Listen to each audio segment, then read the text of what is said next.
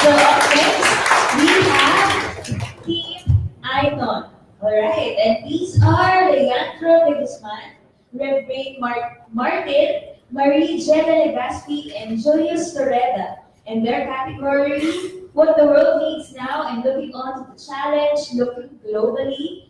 For their project name, fishermen catch data with analog phones via ISDA.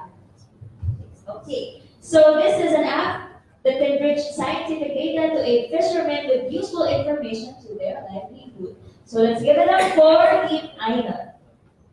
Hi, good afternoon. I am Mel, and this is Jeda and JC, and we are iNON. And we are from ABS-CBN, and as a group, we share the values of the pamilya, and it is innate to us to be working in service of the Filipino, even for the underprivileged fishermen.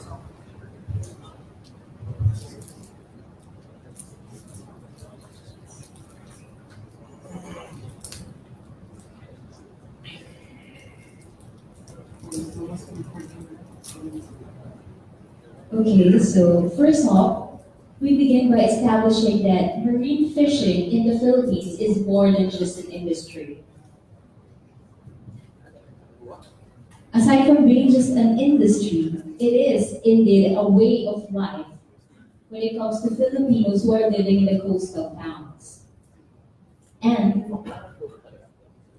despite the Philippines being an archipelago surrounded by water and the vast aqua resources at its disposal, still, 800,000 of Filipinos are considered and remains to be small-scale fishermen, meaning they use traditional techniques in fishing. And despite being a major fishing nation, the daily catch steadily drops in this bad weather condition. That's why the local fishermen have to venture farther out to the sea, which sometimes costs them a hefty price, their lives. Some fishermen are lucky to earn a little, but others met their tragic death at the sea, doing their duties and their jobs to feed their families. That's why with the local fishermen facing an uncertain future, us, the Team iNON, would like to develop an app to communicate and improve the ordinary fishermen's understanding of the sea and the weather, which happens to be their bread and butter. So we present to you our project. It's called ISDA. So it's the first community app in the Philippines that aims to connect the fishermen and empower them with data information, even if they don't have smartphone or internet connection. It is installed in a town official's smartphone, and ISDA gathers data from the internet and gives information to the fishermen through through their analog phones. The information like real-time weather, sunrise, sunset, wind speed, cloud coverage. These are all important information that they need in order to have a more efficient fishing time. And with this kind of data, information sent to them hours before their fishing trip, they can plan ahead and optimize their fishing trip to the sea. Also, it has emergency features that gives out storm alerts and SOS signals in case of getting stranded in the ocean. In the future, we are planning to have more data from NASA's Globe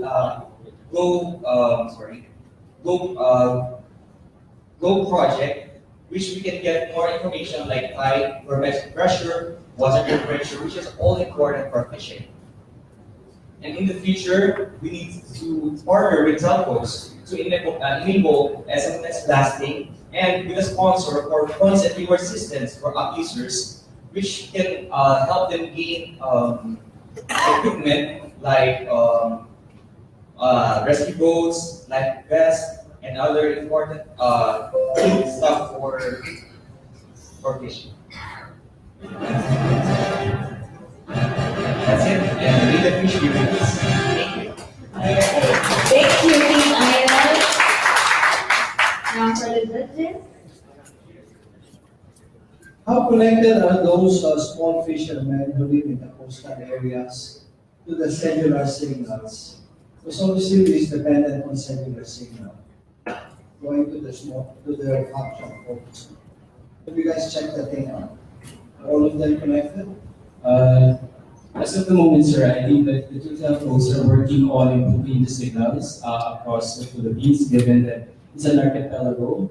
But the signals will be a challenge. But for the 2G signals, at the most, where those analog, it can be still supported because majority of the data signals are resided in the urban areas, in the barangays, and municipalities. For those fishermen who live far from the barangays, most of them still have the analog signals. I have a comment and a question. First of all, I want to congratulate you on your team name and on the name of the application, which is very, very clever and very catchy, which is part of the commercial appeal of any product. I want to you're envisioning next steps. Would there be any way for the fishermen with the capacity to input information into your database, much the way that Globe functions, so that you would continually reinforce the database that you have on tides or fish stocks or whatever? Actually, sir, since we can show you the app, it's part of the app. The holder of the app in the barangay or the municipality, they have the capability to input the data of the fisherman. But the fisherman himself can also send his information via text. So we can just format the text like name slash address slash address and then send to 1580. So something like that. And then the information will be populated to the database platform or the ISDAP application. This is a novel idea. Good job. Thank you, sir. But several questions. Who do you relegate the dissemination of the app? Number two, how do you create a database of each of the locality? And number three, probably is you mentioned the rewards and how do you handle it? For the first question, sir, for the delegation, at first we wanted to pilot the idea for a small community first, a fishing community, where we wanted to test, further validate our prototype. And then for the delegation, I think we could partner with local government, who thinks, but because for us, it's on the barangay or municipal level, so it should be the barangay captain or the municipal officer. Then for the second one, the database is what we mentioned. The app will be built using AWS Cloud. So everything, the information in the database will be stored there. So we've also mentioned that the fisherman has the capability to feed information to the platform via SMS. So in that way, it can be populated. And for the third one, for the points and reward system, will be of course sponsored. Just a comment or a suggestion on the presentation that I said that we teach on your exam. Please try to be more, exact about it. If you answer a problem for the fisherman, just like a problem for the farmers. So be excited about it.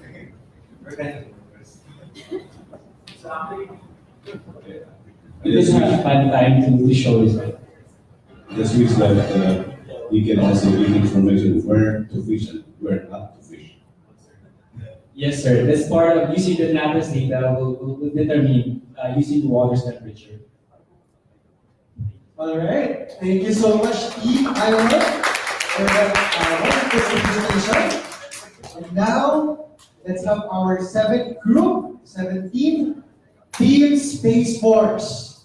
Their members are George Louis Delfin, Ruben Gines, Samuel Jose, Radier Garcia Narboneta, Eugenio Emmanuel Araulio. And their category is about volcanoes, icebergs, and asteroids. Oh my. The challenge is about don't forget the can opener, and the project is entitled Project Beta. This project is a mobile application website guide for disasters. It provides an emergency kit checklist system, delivers invaluable and timely information, and provides a communication system independent from tower signals and shows a systematized plan of action. To know more about, let's give it up to Space Force Team.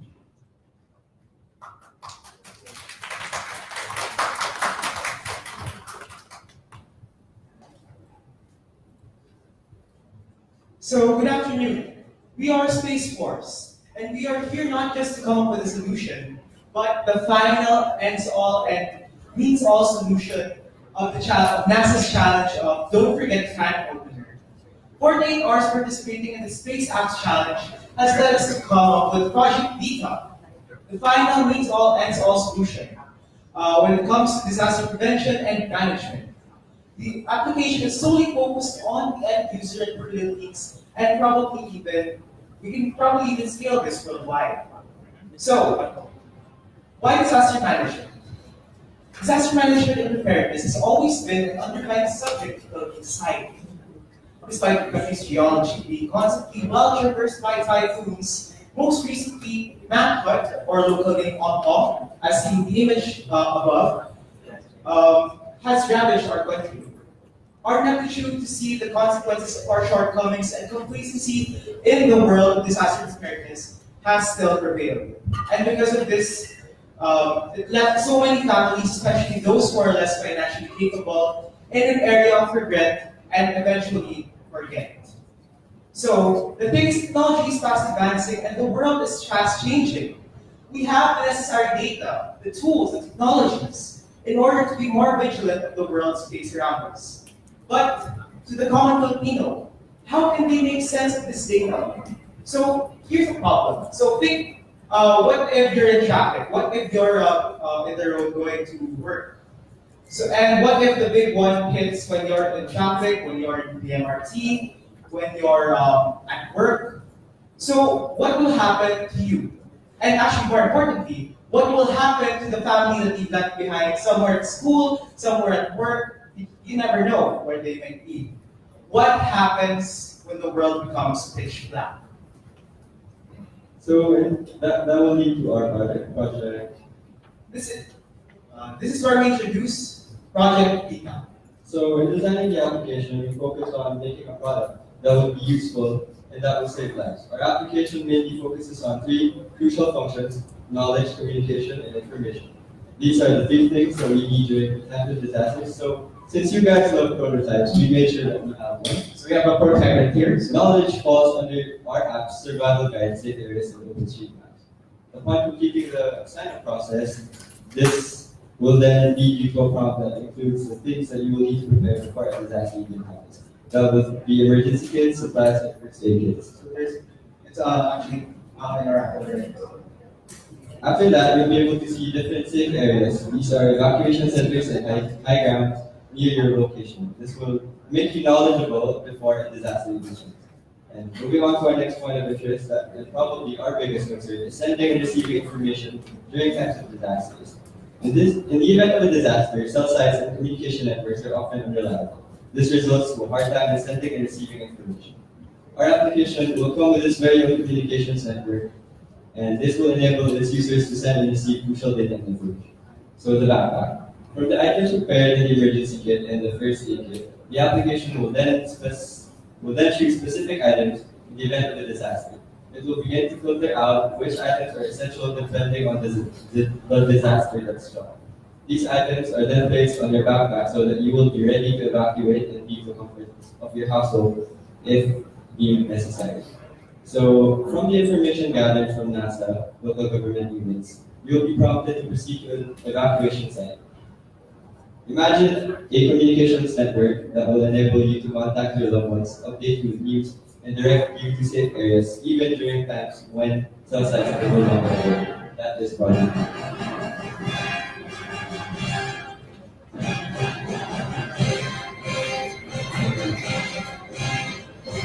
Okay, thank you, Space Force Team. Now, let's have our jurors to ask a few questions. Any comments, questions? Sir, ma'am? Okay, thank you. I like the app. It's the first time seeing such an app. So it will teach me, it will tell me where to go, what to pack, and also the map where I should go. I just have a problem with your presentation. It has been you spent 2 minutes for the introduction, and you have plenty of things to showcase in your app. So make the presentation shorter, and please do not read the page notes. It's not savable. To use another term.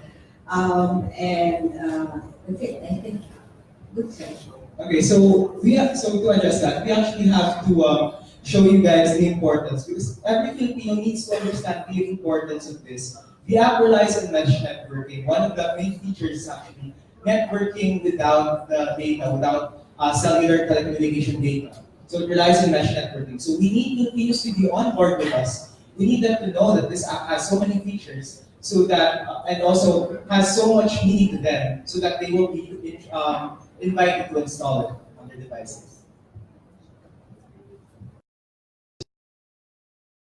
How do you do it? So it's a peer-to-peer connection from devices to devices. So compared to the telecommunications network that we usually have now, so let's say Globe. So your device is connected to a cell site, and when the cell site gets disconnected from you, normally that happens when a disaster strikes. So that is when we would like to propose the idea of mesh network, because peer-to-peer connection, that means that my device will be connected to your device, which will be connected to his device and your device. So basically everyone's device will be connected to each other to form a network that will work even without the connection of internet. Agree with the peer-to-peer, but it's technology in particular. So Bluetooth, Wi-Fi there. Wi-Fi. Wi-Fi there, yeah.